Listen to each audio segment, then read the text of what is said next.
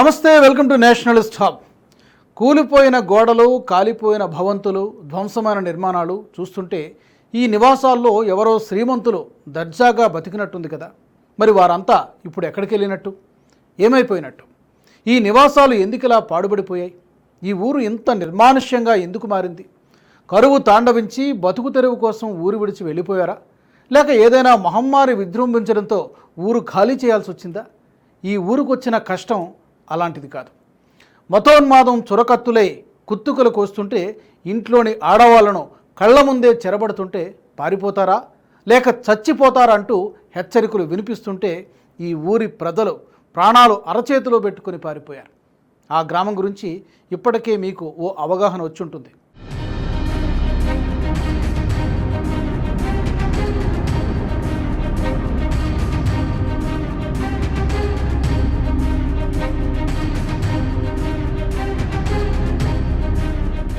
అవును, 2003లో లష్కరే తోయిబా ఉగ్రవాదుల చేతుల్లో నరమేధానికి గురైన జమ్మూ కాశ్మీర్లోని పుల్వామా జిల్లా నదీ మార్గ్ ఇదే. ఇన్ని సంవత్సరాల తర్వాత ఈ ఊరు ప్రస్తావన ఇప్పుడెందుకు అని మీకు అనుమానం రావచ్చు. ఎందుకంటే ఈ ఊరు నుంచి ప్రాణాలు అరచేతులు పెట్టుకొని పారిపోయిన కశ్మీరీ పండిట్లు తొలిసారిగా స్వగ్రామంలో అడుగుపెట్టారు. కశ్మీరీ పండిట్ల ఊచకోత జరిగిన మార్చి 23ను కశ్మీరీ పండిట్లు ప్రతి ఏడాది సంస్మరణ దినంగా జరుపుకుంటారు. అయితే ప్రతిసారి నదీ మార్గ్ బయటే ఈ కార్యక్రమాన్ని నిర్వహిస్తున్న పండిట్లు మొదటిసారిగా తమ వారికి నదీ మార్గ్లో నివాళులర్పించారు. ఈ సందర్భంగా 22 సంవత్సరాల తర్వాత స్వగ్రామంలో అడుగుపెట్టిన నదీ మార్గ్ గ్రామవాసి భూషణ్ లాల్ భట్ భావోద్వేగానికి లోనయ్యారు. 2003 మార్చి 23 రాత్రి జరిగిన నరమేధాన్ని గుర్తు చేసుకుని ఆవేదన చెందారు. తన కుటుంబ సభ్యుల ప్రాణాలని కాపాడుకోవడానికి జమ్మూకు పారిపోయిన కశ్మీరీ పండిట్లలో భూషణ్ లాల్ భట్ కూడా ఒకరు. తన కుటుంబ సభ్యుల ప్రాణాలని కాపాడుకోవడానికి జమ్మూకు పారిపోయిన కశ్మీరీ పండిట్లలో భూషణ్ లాల్ కూడా ఒకరు. 2003 మార్చి 22, 23 మధ్యరాత్రి అసలేం జరిగింది? కశ్మీరీ పండిట్లు నదీ మార్గును వదిలి ఎందుకు పారిపోవాల్సి వచ్చింది? తెలుసుకునే ప్రయత్నం చేద్దాం. కశ్మీర్ అంటేనే ఎప్పుడు ఆర్మీ పహారా, నిత్యం పోలీసుల పెట్రోలింగ్ ఉంటుంది. ఆ రోజు కూడా నదీ మార్గ్లో ఆర్మీ జవాన్ల పహారా మధ్య కశ్మీరీ పండిట్లు నిద్రలోకి జారుకున్నారు.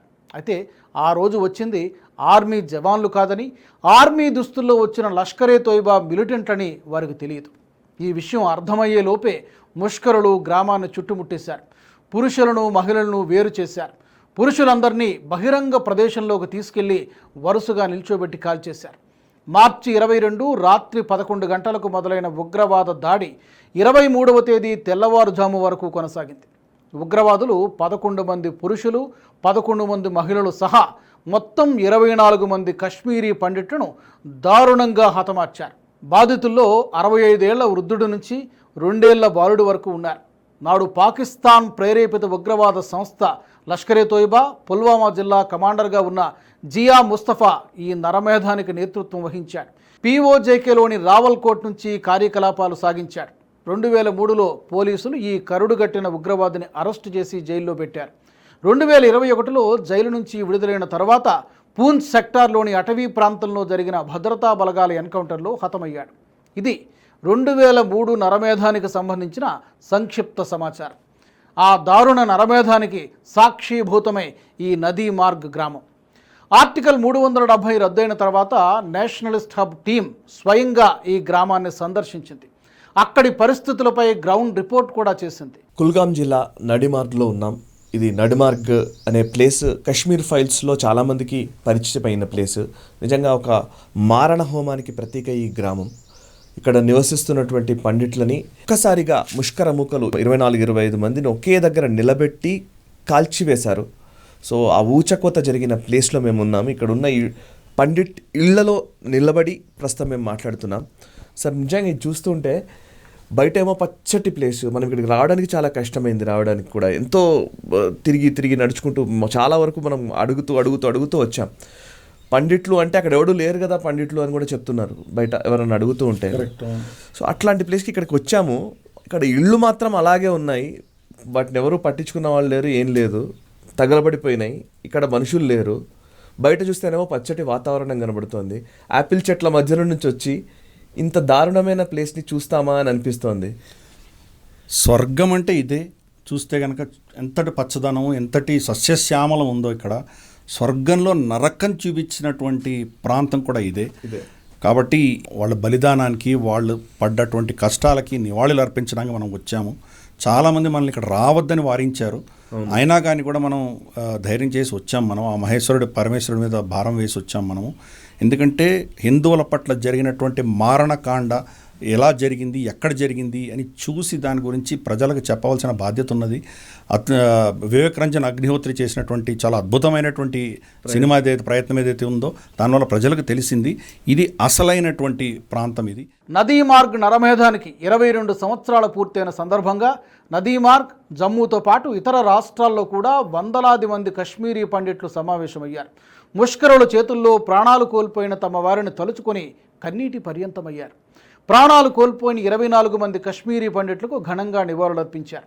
జమ్మూలోని యూత్ ఫర్ పనూన్ కశ్మీర్ సంస్థల నేతృత్వంలో అధికార్ పేరుతో ఓ ర్యాలీ నిర్వహించారు. ఎంతో కాలంగా పెండింగ్లో ఉన్న కశ్మీరీ పండిట్ల డిమాండ్లను పరిష్కరించాలని నినాదాలు చేశారు. 5 ప్రధాన డిమాండ్లను లెఫ్టినెంట్ గవర్నర్ మనోజ్ సిన్హా ముందుంచారు. వాటిలో మొదటిది జీలం నదికి ఈశాన్య ప్రాంతాన్ని యూనియన్ టెరిటరీ ఆఫ్ పన్నూన్ కశ్మీర్గా ఏర్పాటు చేయడం. రెండవది 1989-90 నరమేధాన్ని అధికారికంగా గుర్తించడం. మూడవ డిమాండ్ నేరస్తుల విచారణ కోసం ప్రత్యేక ట్రిబ్యునల్ను ఏర్పాటు చేయడం. ఇక నాలుగవది కశ్మీరీ పండిట్ ఉద్యోగుల సమస్యలను పరిష్కరించడం. ఐదవ డిమాండ్ కశ్మీరీ హిందూ దేవాలయాలు, పుణ్యక్షేత్రాల రక్షణ బిల్లును అమలు చేయడం. ఈ 5 డిమాండ్లతో కూడిన మెమొరాండాన్ని మనోజ్ సిన్హాకు సమర్పించారు. కశ్మీర్ ప్రాంతంలోని హిందువులు దేశ విభజన తర్వాత మాత్రమే కాదు, అంతకు ముందు కూడా ఎన్నోసార్లు వలస వెళ్లాల్సి వచ్చింది. శతాబ్దాల క్రితమే ఇస్లామిక్ వలస పాలకుల కారణంగా నరమేధానికి గురైన సందర్భాలున్నాయి. మొత్తంగా 7 సార్లు నరమేధం కారణంగా హిందువులు కశ్మీర్ను వదిలి పారిపోవాల్సి వచ్చినట్టు చరిత్ర చెబుతోంది. సాధారణ శకం 1389-1413 మధ్యలో సుల్తాన్ సికిందర్ షా కశ్మీర్ ప్రాంతంలో క్రూసేడ్ను మొదలుపెట్టాడు. దేవాలయాలను ధ్వంసం చేశాడు. వాటి స్థానంలో మసీదులను కట్టించాడు. అతని కాలంలో స్థానిక హిందువులు పెద్ద ఎత్తున మతమార్పిడికి గురయ్యారు. సికిందర్ షా దోపిడీలు, అత్యాచారాల కారణంగా వేలాది మంది హిందువులు మొదటిసారి కశ్మీర్ను వదిలి పారిపోయినట్టు the centre for integrated and holistic studies చెబుతోంది. ఇక సాధారణ శకం 1505-1514 కాలంలో రెండవ ఫతేషా మరోసారి హిందువులపై దాడులకు తెగబడ్డాడు.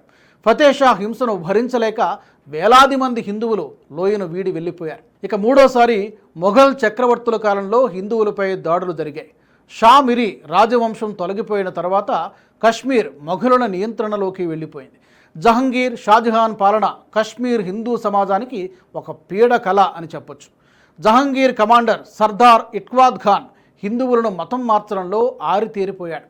మొఘల్ చివరి పాలకుడు ఔరంగజేబు, అతడి గవర్నర్ ఇఫ్తిఖార్ ఖాన్ తన పూర్వీకులు అమలు చేసిన భయానక పాలనను కొనసాగించాడు. దీని ఫలితంగా హిందూ సమాజం భారతదేశంలోని ఇతర ప్రాంతాలకు పారిపోవాల్సి వచ్చింది.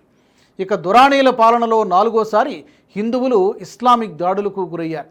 క్షీణిస్తున్న మొఘల్ సామ్రాజ్యాన్ని ఆసరాగా చేసుకుని ఆఫ్ఘనిస్తాన్ నుంచి చొరబడిన దురానీలు 1752లో కశ్మీర్ లోయను తమ అధీనంలోకి తీసుకున్నారు. హిందువులను హింసించడంలో దురానీలు ఔరంగజేబునే మించిపోయారు. దీంతో కశ్మీరీ పండిట్లు 4వసారి వలస వెళ్లాల్సి వచ్చింది. అయితే ఆ తరువాత కశ్మీర్ సిక్కులు డోగ్రాల పాలనలోకి వెళ్లడంతో కాస్త ఉపశమనం లభించింది.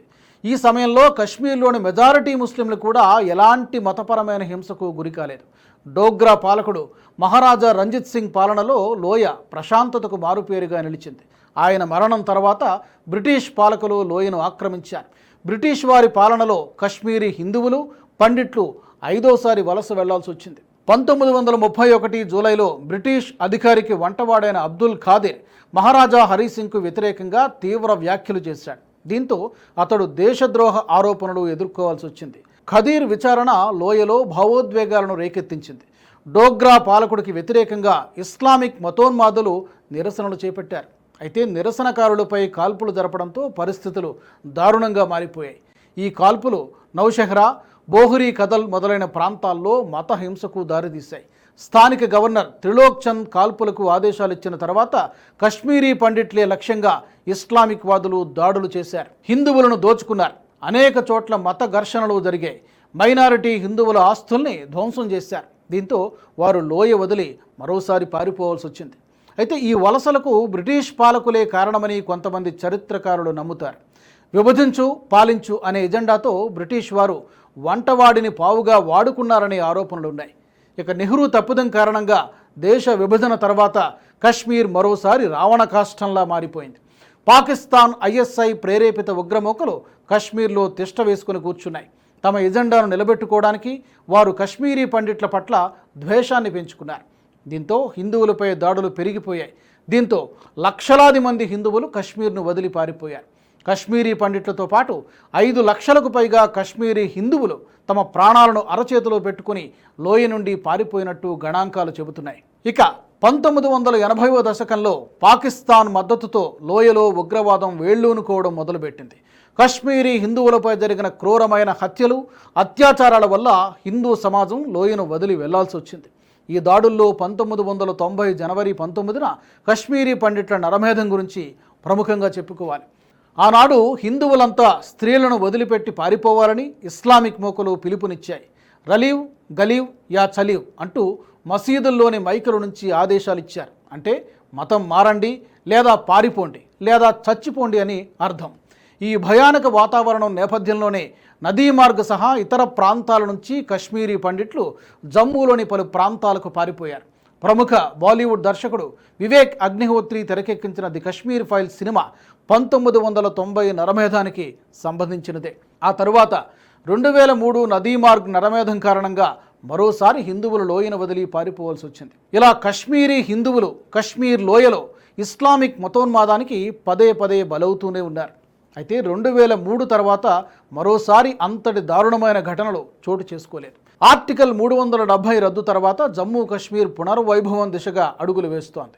కశ్మీరీ పండిట్లు భయాన్ని వీడి తొలిసారి నదీ మార్గ్లో అడుగుపెట్టడం ప్రస్తుతం కశ్మీర్లో నెలకొన్న శాంతియుత వాతావరణానికి అద్దం పడుతోంది. ఈ వీడియో మీకు నచ్చినట్టయితే లైక్ చేయండి, 10 మందికి షేర్ చేయండి. అలాగే కామెంట్ల రూపంలో మీ అభిప్రాయాలను మాతో పంచుకోండి. Nationalist hub group of channels ను సబ్స్క్రైబ్ చేసుకుని తెలుగునాట జాతీయవాద జర్నలిజాన్ని ప్రోత్సహించండి. ఈ వీడియో కింద ఉన్న బెల్ ఐకాన్ పై క్లిక్ చేయడం మర్చిపోవద్దు.